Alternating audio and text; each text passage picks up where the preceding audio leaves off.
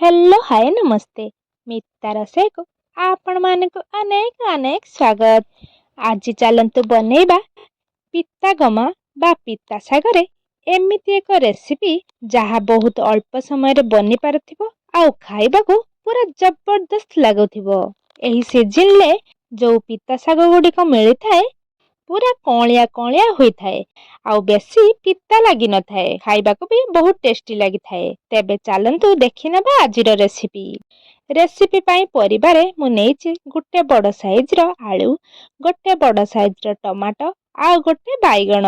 से सब को आमे एमिति छोट छोट करी काटि नेबा। परिबा गुडी को एमिति काटि सारिबा परे गोटे पात्र नै आसीबा।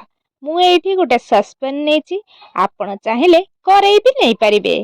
ସେଥିରେ ଆମେ ଆଳୁ ବାଇଗଣ ଆଉ ଟମାଟୋକୁ ଦେଇଦେବା ଆଉ ତା ଉପରେ ସ୍ୱାଦ ଅନୁଯାୟୀ ଲୁଣ, 2 ଚାମଚ ସୋରିଷ ତେଲ ପକେଇ ନେବା ଆଉ ପରିବା ଗୁଡ଼ିକ ସିଝିବା ପାଇଁ ଅଳ୍ପ ପାଣି ଦେଇଦେବା।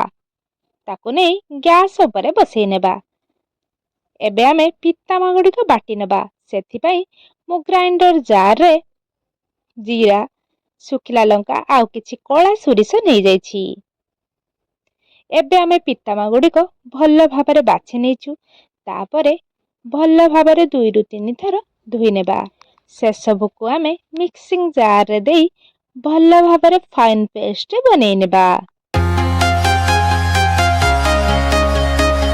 ପିତାମା ଗୁଡ଼ିକ ବାଟି ସାରିବା ପରେ ଏପଟେ ଆମେ ଦେଖି ନେବା ପରିବା ଗୁଡ଼ିକ ସିଝିଲାଣି କି ନାହିଁ। ଦେଖନ୍ତୁ ଆମର ପରିବା ଗୁଡ଼ିକ ହାଫ୍ ବଏଲ୍ ହୋଇ ଆସିଲାଣି। ପରିବା ଗୁଡ଼ିକୁ ଭଲ ଭାବରେ ତଳ ଉପର କରି ଗୋଳେଇ ନେବା।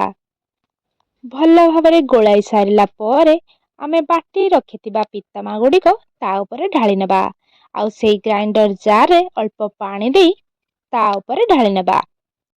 ଭଲ ଭାବେ ମିକ୍ସ କରି ନେବା ଆଉ କିଛି ସମୟ ମିଡିୟମ ଫ୍ଲେମ ରେ ହବାକୁ ଦେବା।